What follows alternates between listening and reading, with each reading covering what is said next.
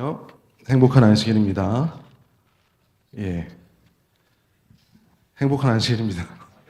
아무도 행복하지 않은 듯 아무런 반응이 없으셔서 다시 한번 제가 이제 안식일이 이제 다가오죠. 이제 첫 시간 하나님의 성전에 오신 모든 여러분들 환영하고요. 우리 같이 오늘 말씀을 보시는 시간을 갖도록 하겠습니다. 지금 세상이 좀 시끄럽죠. 되게 전쟁도 많이 나고 이제 분쟁이 많이 일어나는데 우리 교회 안에서도 좀 분쟁이 일어나고 있습니다. 우리 교회, 여기 올랜도 교회를 얘기하는 게 아니라 제7 안식일 예수 재림 교회 안에서 특별히 이제 이 미국권, 이제 미국 교회에서 이제 큰 어떠한 논쟁거리, 분쟁거리가 지금 일어났어요. 이제 한 몇 달 된 건데, 혹시 라이언 데이라는 목사님 이름 혹시 들어보신 적 있으신가요? 라이언 데이. 예, 패스터 라이언 데이라고 하시는 젊은 목사님이세요. 이제 30대 한 중후반 정도 되신 분이고, 굉장히 말씀을 잘하시고, 노래를 굉장히 잘하십니다. 그래갖고 이제, 우리 재림교회에 예전부터 TV 채널이 있었어요. 3ABN이라고 아시죠? 이제 유명한 그 채널에 거기 보면 이제 음악 프로그램, 그 다음에 어떤 부흥의 프로그램 설교도 있고, 그리고 이제 매주 하는 이 안식일 학교, 이런 프로그램도 있습니다. 거기에 라이언 데이 목사님이 계속해서 출연하시고 수년 동안 굉장히 열심히 봉사를 하셨어요. 근데 굉장히 충격적이게도 한 2달, 3달 됐나 갑자기 이 목사님이 3ABN을 떠납니다. 떠나면서 그 방송국만 떠난 게 아니라 교회 자체를 떠나게 됩니다. 우리 교회에서 그분이 이제 젊은 지도자로서 영적인 이 영향력이 많았어요. 그래서 이제 젊으니까 디지털 선교 같은 걸 잘 하셨거든요. 그래서 본인에 대해 유튜브도 있고, 그다음에 이제 소셜 네트워크 하는 SNS도 있고 다 한데, 이제 난리가 이제 난 거죠.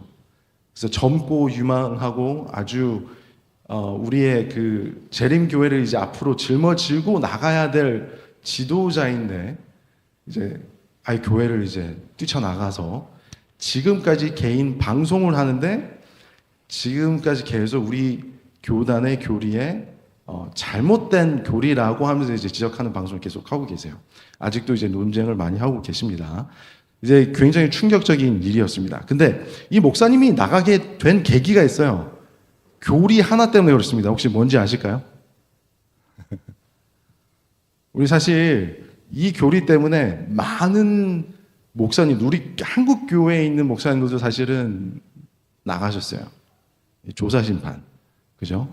근데 이 조사심판이라는 교리 때문에 이 목사님도 다른 거는 다 견딜 수가 있는데 이거를 절대 받아들일 수 없다 해서 이제 결국은 나가게 되었습니다. 그래서 이제 이 조사심판이라고 하는 이러한 주제를 통해서 지금 교회가 많은 이제 막 흔들림이 있고 분쟁거리가 있게 된 것이 지금 사실이고, 이분이 이제 젊기 때문에 영향력이 있기 때문에 많이 따르던 이제 젊은 이들도 우리 교회를 이제 막 떠나고 막 이렇게 하는 거를 이제 볼 때 굉장히 이제 마음이 아팠습니다. 그러면 이제 우리가 성경에 어떠한 예수님의 한 얘기를 통해서 우리가 한번 보시도록 하겠습니다. 이렇게 하나님께서, 예수님께서는 심판을 하시는 장면이 어떠한 장면일까? 우리가 한번 보도록 하시겠습니다. 다 같이 요한복음 8장에 있는 말씀을 이제 보실 텐데요. 제가 이 성경 구절을 올렸습니다만 여러분들께서 잘 안 보이시거나 그러시면 본인의 성경을 펴셔서 같이 봐주시면 되겠습니다. 자, 1절부터 읽겠습니다. 예수는 감람산으로 가시다. 2절, 아침에 다시 성전으로 들어오시니 백성이 다 나오는지라 앉아서 저희를 가르치시더니 서기관들과 바리새인들이 간음 중에 잡힌 여자를 끌고 와서 가운데 세우고. 자, 이 얘기 다 아시죠? 저희들이 굉장히 많이 들어본 이제 이야기입니다. 간음한 여인의 이제 이야기예요. 이제 이 이야기를 알기 위해서는 우리가 이제 배경을 좀 아셔야 되는데, 이 배경은 7장부터 이제 연결이 됩니다. 그래서 우리가 7장을 한번 가서 보시면요. 요한복음 7장 1절에 이렇게 나와 있어요. 이후에 예수께서 갈릴리에서 다니시고 유대에서 다니려 아니하심은 유대인들이 어떻게 하려고요? 죽이려 함이로라. 자, 그러니까 이때 분위기, 요 당시의 배경의 분위기를 보시면 어떠한 분위기라는 거예요? 예수님을 죽이기 위한 이러한 살기등등한 분위기가 팽배했다는 것을 우리가 알 수가 있습니다. 그러니까 예수님이 도망 다닐 정도였으니까요. 2절에 가서 보시면 이렇게 돼 있어요. 유대인의 명절인 초막절이 가까운지라. 초막절이 어떤 절기이죠? 이제 우리 7절기가 유대인에 있습니다. 초막절은 장막절이라고도 부릅니다. 영어로는 Feast of Tabernacle인데 이게 7절기 중에 가장 마지막이에요. 이때는 무엇이 어떤 일이 있냐면 모든 이스라엘 백성, 유대 백성들이 성전으로 모입니다. 그래서 다 같이 잔치를 베풀어요. 사실 그 전에 있는 절기들을 보면 다 금식하고 금주하고 옷을 찢고 막 이런 게 쭉쭉 하다가 이때에는 마지막 절기 때는 모두가 먹고 마시고 하하호호 웃으면서 잔치를 벌입니다. 이제 파티를 벌이는 거예요. 이게 상징하는 게 뭐냐면 우리가 마지막 이 장막이잖아요. 장막이 어디에 있죠, 사실? 하늘 장막에 있잖아요. 그래서 하늘 장막을 이제 예표하는 거고 우리가 마지막에 모든 절기들이 상징하는 그리스도인의 인류의 구원의 역사를 다 이루고 나서 마지막에 하나님의 백성으로서 하늘나라에 가서 하늘 성전, 장막에서 하나님과 함께 같이 잔치를 베푸는 그 모습을 이제 나타내고 있다는 거예요. 근데 여기서 잘 보시면 바로 그때가 되기 바로 전에 무슨 일이 있다고요? 예수님을 어떻게 해요? 죽이려 함이로라. 그런 분위기가 있다는 겁니다. 이게 암시하는 건요. 우리가 지금 영적인 어디에 있어요, 지금 사실? 우리가? 어디에 가까워요? 우리가 영적으로? 장막절에 가깝게 있죠. 우리가 하늘 가기 바로 전 시간에 우리가 있습니다. 그죠? 이때에 우리가 예수님을 따르는 그리스도인이라면 우리에게도 그러한 죽이려고 하는 그러한 분위기가 있다는 겁니다. 그래서 우리 믿음 생활 하시면서 힘드시고 뭐 고난이 있고 막 시험이 들고 막 하잖아요. 이런 것은 우리가 하늘 가기 바로 전에 있어야 되는 그런 분위기를 우리가 그냥 느껴야 되는 것을 우리가 지나간다라고 생각하시면 되겠습니다. 아무튼 이제 이러한 분위기 속에서 이제 8장으로 이제 다시 돌아가십니다. 돌아가서 3절에요. 다시 한번 읽어보시면 서기관들과 바리새인들이 간음 중에 잡힌 여자를 끌고 와서 가운데 세우고 이렇게 되어 있습니다. 그래서 우리는 흔히 간음한 여인이 이렇게 끌려와서 돌을 치려고 하고 뭐 이런 장면을 이제 기억을 하고 있는데 어떤 분들은 이 간음한 여자를 이제 창녀라고 생각을 하시는 분들도 계세요. 근데 화이트 부인의 책에서나 글에서나 뭐 성경에서나 어디서나 이 여인이 창녀였다 이러한 기록은 절대 없습니다.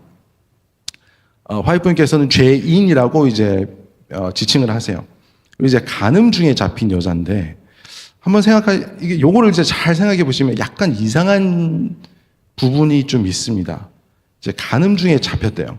그러니까 간음 중에 잡혔다라고 하는 것은 결혼 관계 이외에 어떠한 이 간음 행위를 하다가 잡혔다는 건데 이 간음 행위를 할 때 이런 시뻘건 백주 대낮에 다 보이게 하는 사람들이 있나요? 없죠. 그죠? 간음 행위를 하려면 어떻게 해야 돼요? 이 밀폐된 공간에서 아무도 모르게 하겠죠. 그죠? 근데 어떻게 잡았을까요? 어떻게 간음 중인 여자를 어떻게 알고 잡아들였을까요?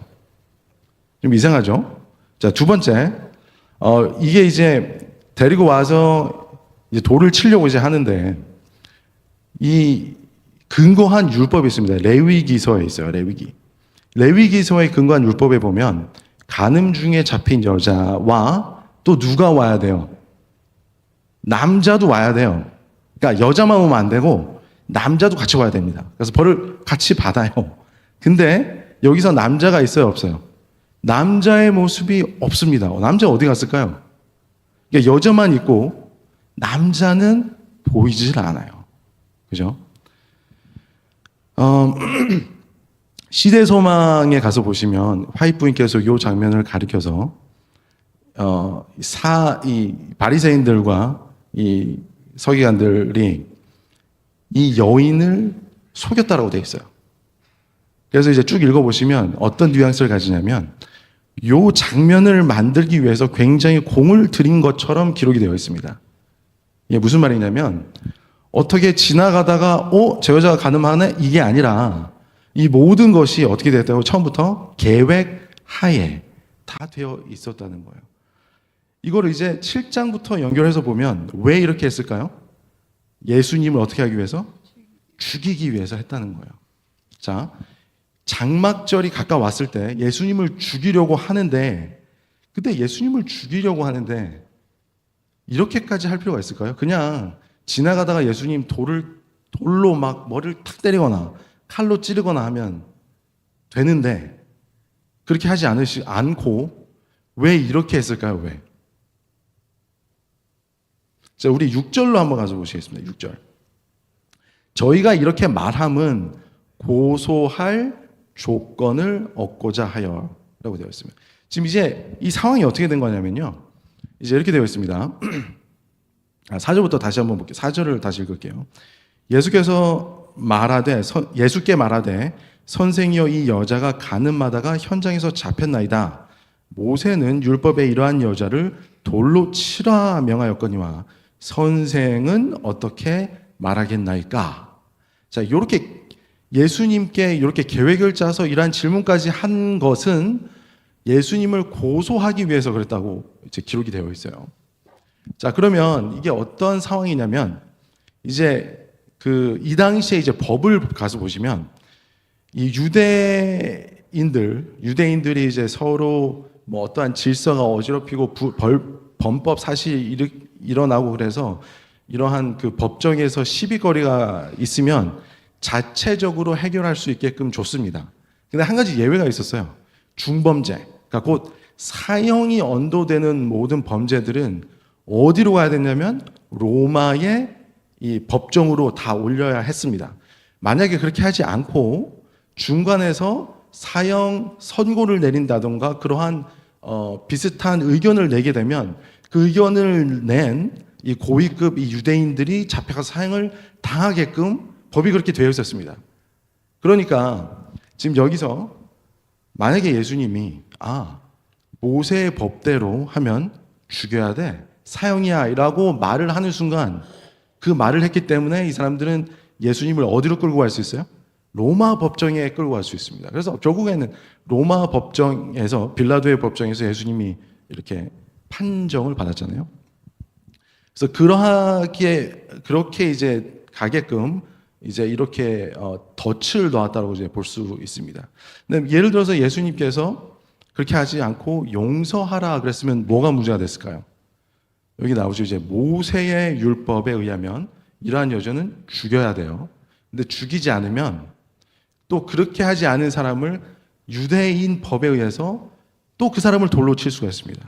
그러니까 예수님을 또 사형에 또 언도할 수 있는 거예요. 그러니까 이 사람들은 지금 생각에 이렇게 덫을 놓음으로써 예수님을 외통수에 걸리게끔 했다라고 생각을 하게 된 것입니다. 이해를 하셨죠? 근데 이제 그때 예수님께서 이제 말씀을 이렇게 쭉 하는 장면이 나오는데, 자, 이렇게까지 한 것을 볼 때 마지막에요. 그러니까 예수님을 죽이려고 할 때 그냥 지나가다가 이렇게 막 돌로 치거나 칼로 찌른 게 아니라 이렇게 법으로 뭘 만들어서 예수님이 법을 어긴 것처럼 해서 법대로 처형을 해서 죽이려고 했단 말이에요. 그러니까 마지막에 우리가 이제 하늘나라 가기 바로 전에 이제 예수님의 이 발자취를 따르는 우리 그리스도인들은 우리에게 다가오는 사단이 우리를 죽이려고 할 때 그냥 막 돌로 치려고 하는 그런 죽임이 아니라 무엇을 근거로 우리를 죽이려고 할까요? 어떠한 법을 근거로 할 계획을 세운다는 것입니다. 예수님도 그냥 이렇게 이 유대인들이 그냥 치려고 한 것이 아니라 법에 근거해서 고소한 것처럼 우리도 이제 마지막 하늘 가기 전에 시험을 받을 때 어떤 법에 근거해서 우리가 고소를 받게 될 것입니다. 그걸 우리가 이제 뭐라고 부르죠? 이제 일요일 휴업령이라고 이제 얘기를 하고 있습니다. 이런 모든 것들이 우리 이 성경에서 볼 때 그대로 나와 있는 것을 볼 수 있습니다. 자, 근데 예수님께서 이제 어떻게 하셨는지 한번 다시 볼게요. 6절에 가서 이렇게 말해 보겠습니다. 저희가 이렇게 말함은 고소할 조건을 얻고자 하여 예수를 시험함이러라. 예수께서 몸을 굽히사 손가락으로 땅에 쓰시니 라고 되어 있어요. 7절에 저희가 묻기를 마지 아니하는지라. 이게 무슨 말이냐면 영어 성경에 보면 He continued writing이라고 되어 있어요. They continued asking이라고 되어 있어요. 그러니까 예수님이 막 뭐를 쓰고 계시는데 그거는 보지도 않고 뭐라고 하냐면 계속 어떻게 할까요? 어떻게 하는 것이 나을까? 이렇게 계속 물어보는 장면을 우리가 볼 수 있는 것입니다. 근데 그때 예수님께서 말씀을 하시죠. 너희 중에 죄 없는 자가 먼저 돌로 치라 하시고 다시 8절 다시 몸을 굽히사 손가락으로 땅에 쓰시니 라고 되어 있습니다. 자, 여기서 예수님께서 무엇을 쓰셨을까요? 무엇을 쓰셨을까요? 이제 무엇을 쓰셨는지는 저희가 정확하게 모르죠. 하지만 예언의 신에 보면 그 쓰신 글을 가지고 이렇게 둘러서 돌을 들고 있던 이 서기관들과 이 율법사들이 양심의 찔림을 받았다고 했습니다. 그러니까 여기서 우리가 합리적인 유추를 할 수 있는 것은 뭐냐면, 그래서 이제 우리가 우리 재림교회에서는 어떻게 대강 이해를 하냐면, 여기서 돌을 들고 이 여인을 치려고 했던 사람들이 바로 이 여인과 가늠적인 관계를 맺고 있었다라고 우리는 그렇게 유추하고 있습니다. 그러니까 이제 이렇게 된 거예요. 이 여인은 이용을 당한 겁니다. 그러니까 그 시대소명에서 나온 그대로 이 남자들이 예수님을 죽이기 위해서 한 여인을 불러다가 그 여인을 꼬인 거예요. 꼬여서 간음적인 행위를 하게 하고, 이제 그 행위를 하는 것을 아무도 모를 텐데 이 사람들이 다 덫을 놔서 그때 딱 데려와서 급습한 다음에 이제 데리고 이렇게 여기로 온 거예요. 그러니까 이 여자가 굉장히 불쌍하죠. 이제 불쌍한 지금 그러한 상황에 놓여 있는데, 여기서 예수님께서 글을 쓰셨다고 그랬는데, 성경에는 예수님께서 손수 글을 쓰신, 이렇게 쓰신 게 3번이 나옵니다. 3번, 성경에 총. 자, 첫 번째 뭘까요? 가장 처음. 예수님께서 가장 처음 글을 쓰신 장면이 어디 나올까요? 기록하신 것. 불로 된 손으로 쫙 쓰신 것. 우리 출애굽기 보시면 이제 십계명을 예수님께서 이제 글로 쫙 쓰셔죠. 이제 십계명이 의미하는 것은 무엇일까요? 바로 이 십계명이라는 것은 이 이스라엘 하나님의 백성들을 속박하고 있는 애굽에 대한 심판이었고, 그 십계명을 통해서 이제 앞으로 건설되는 유대인들의 이 심판, 판단하는 기준이 되는 거였습니다. 그러니까 예수님께서, 하나님께서는 심판의 기준이 되는 것들을 손수 친히 손으로 새기신다는 거예요. 손으로. 무슨 말인지 아시겠죠? 자, 이제 두 번째 예수님께서 손수 글로 새긴 게 장면이 나옵니다. 어디 나올까요? 두 번째. 다니엘서 5장에 나옵니다. 다니엘서 5장에 우리 벨사살 왕이 이 거룩한 성소의 이 기명들을 내다가 불건전한 술을 담아서 먹고 있어요. 그죠? 그러니까 이제 하나님이 가장 싫어하시는 것, 아주 이 불건전한 것을 하나님의 것에 덧붙이는 것, 이걸 굉장히 싫어하시거든요.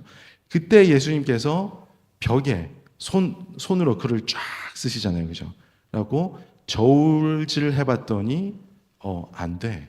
너는 끝. 이렇게 판단이 내려지는 것입니다. 그날로 심판이 내려졌어요.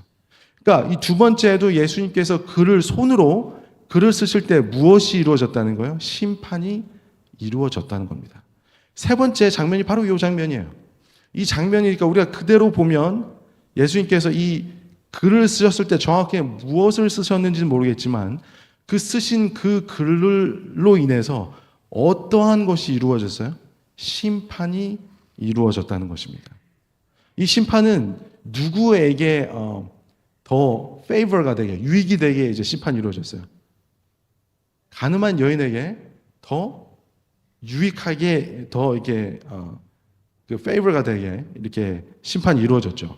그렇게 되어 있습니다. 그러니까 정확하게 우리가 무엇을 쓰셨는지는 모르겠지만 그 쓰신 그 심판의 기준을 통해서 이 가늠한 여인이 혜택을 입는 그러한 장면을 우리가 볼 수 있습니다.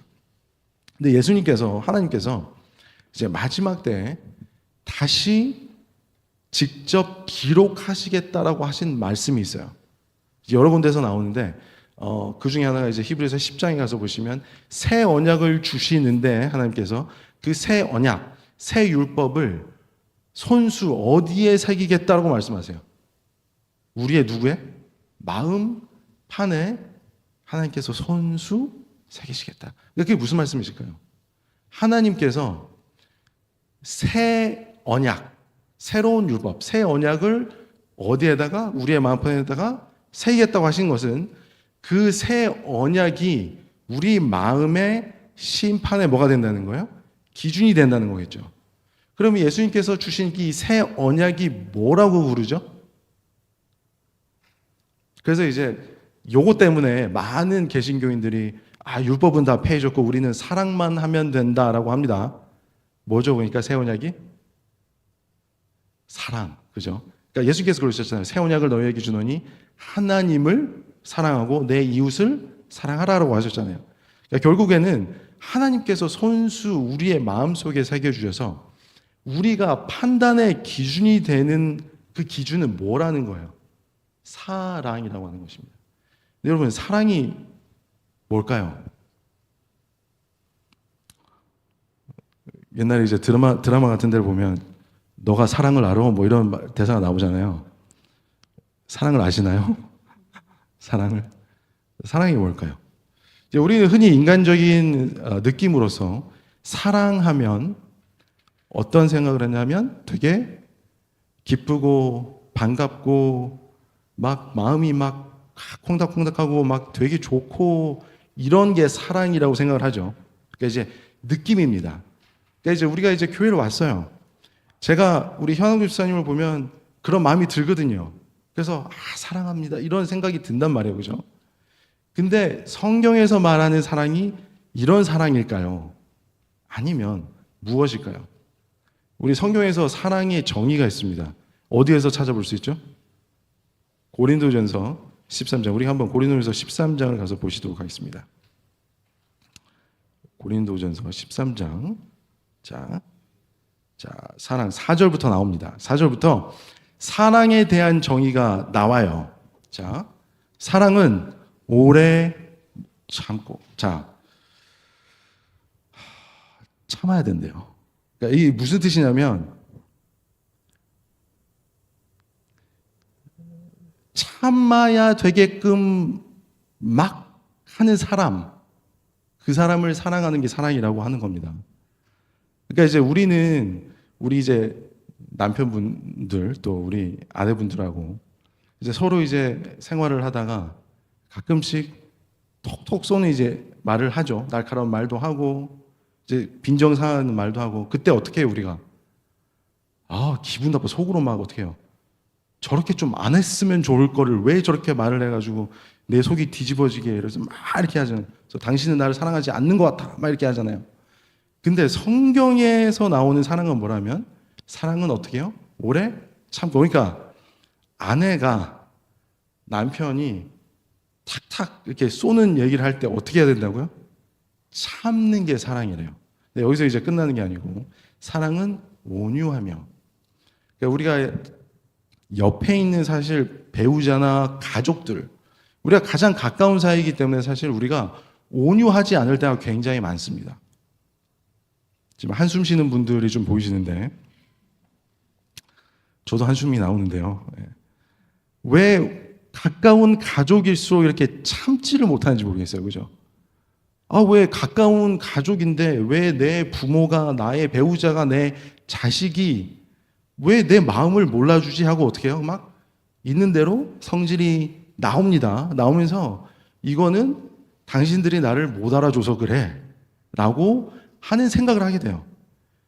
그러면서도 여전히 나는 우리 가족을 사랑한다라고 생각을 합니다. 근데 이건 착각이에요. 왜냐? 성경에서 사랑은 뭐라고요? 온유하며라고 되어 있습니다. 그러니까 절대 화내지 않는 것이 사랑이라는 거예요. 그러니까 사랑이라고 하는 것은 내가 정말 같이 있을 때 나는 편하고 모든 것이 그냥 스무스하게 넘어가는 상대를 사랑하는 것이 사랑이 아니라 나를 계속 챌린지해서 내가 화가 나고 이러한 사람과의 관계를 한 것을 사랑이라고 성경에서 얘기한다라고 하는 것입니다. 이제 좀 넘어가서 보시면요. 이제 5절에 가서 보시면 무례히 행치 아니하며 자기의 유익을 굳이 아니하며 뭐 하지 아니하며 성내지 아니하며. 근데 성 많이 내시잖아요. 그죠? 저는 많이 냅니다. 그러니까 화를 내지 말아야 된대요. 그리고 이제 7절에 가서 보시면 이제 클라이맥스가 나옵니다. 7절에 이 사랑이란 것이 무엇이냐? 모든 것을 참으며 모든 것을 믿으며 모든 것을 바라며 모든 것을 견디느니라. 듣기만 해도 지쳐요, 제가. 이게 딱 들었을 때. 막 되게 막 알콩달콩한 느낌이 아니라 어떤 사람이 나를 계속 지치게 하고 나를 힘들게 하고 그럴지라도 내가 어떻게 해야 되는가요? 끝까지 견디는 것, 그것이 사랑이다라고 성경에서 말씀하고 있다는 것이에요. 그러니까 우리가 하나님께서 우리에게 새 언약을 우리에게 주시고 그 언약이 우리의 이제 마음의 심판의 기준이 되었을 때 이렇게 된다는 거예요. 우리가 뭐 교회를 왔을 때 아니면 우리 친구를 만났을 때 가족과 얘기했을 때 내가 그냥 좋은 사람만 막 좋고 이게 사랑이 아니라 불편하고 싫어하고 하는 사람과도 어떻게 해요? 막 기분이 좋고 막 날아가는 기분을 느끼라는 그런 말이 아니고 어떻게 하는 거예요? 참으라는 거예요. 끝까지 견뎌라. 그러니까 우리의 그리스도인의 사랑은 정말로 끝까지 계속해서 고난과 이 시험의 연속이 될지라도 우리가 어떻게 해요? 끝까지 견디는 것이 바로 사랑이라는 겁니다. 그렇게 사랑을 우리 마음속에 품을 때 그것이 우리의 판단, 그러니까 심판의 기준이 된다는 거예요. 그러니까 우리 이 여인처럼 예수님께서 마지막에 시험을 심판대에서 우리를 심판하실 때 우리가 하나님 편에 서게 되기 위해서는 우리의 마음판에 어떤 게 있어야 된다는 거예요? 사랑인데 어떤 사랑? 이런 사랑. 그죠? 끝까지 견딜 수 있는 사랑이 우리 마음속에 있으셨다는 거예요.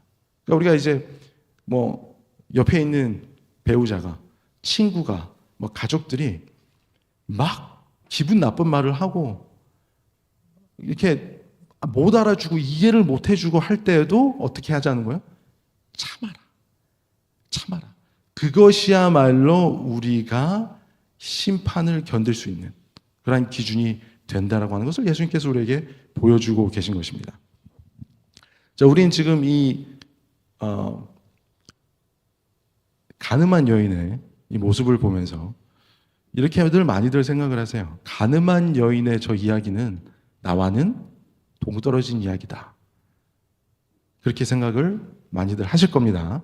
왜냐하면 가늠하시는 분들이 없으시니까요. 근데 사실 이게 영적으로 볼 때 이 가늠한 여인의 모습이 바로 우리의 모습과 같을 수가 있다는 거예요. 자, 우리 성경에서는 여인이 두 종류의 여인이 나옵니다. 자, 신실하게 정숙한 여인이 나오고 이제 간음을 하는 여인이 나와요. 이 여인이 무엇을 뜻할까요? 누구를 의미할까요? 자, 성경에서는 이 여자가 교회를 뜻하죠. 그러니까 우리를 얘기하는 거예요.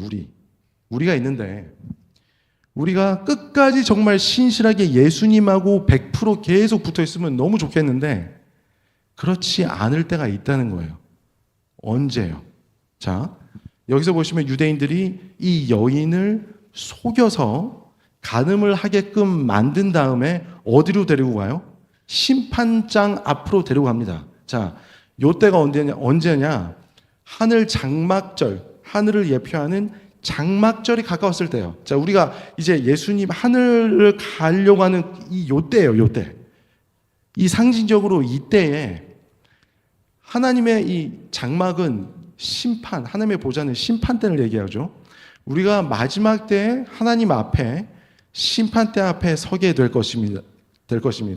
누구의 모습으로요? 이렇게 간음한 죄인의 여인의 모습으로 나타날 것입니다. 이때에 우리가 그 앞에 나타날 때 우리를 고소하는 자가 있어요. 누구예요? 사단. 사실은 사단이 우리를 계속해서 지금까지 우리의 영적인 눈을 가리고 계속 속여왔는데 우리가 간음하였다고 우리를 하나님 앞에서 고소하게 되는 것입니다. 그때에 예수님께서 땅에 쓰셨죠, 이렇게.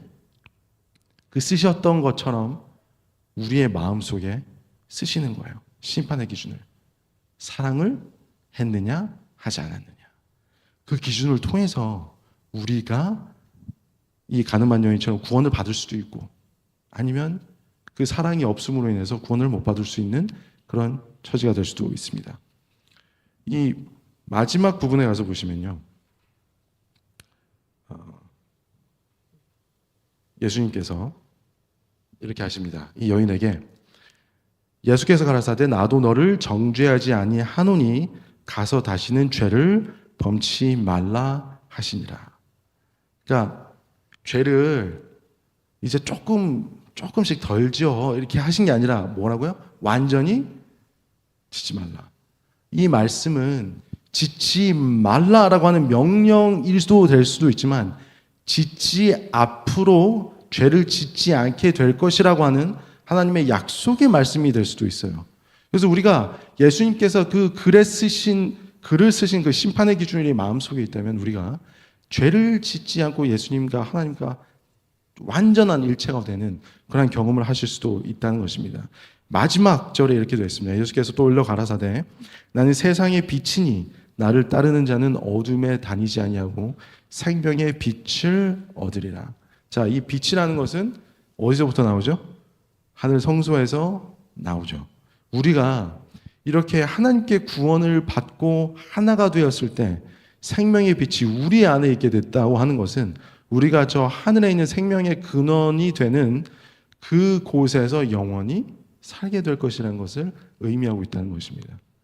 그래서 우리가 이 간음한 여인의 모습을 볼 때 그냥 다른 사람의 모습을 보는 것이 아니라 여러분과 저의 모습을 보고 우리가 지금부터 좀 연습해야 될 것 같아요.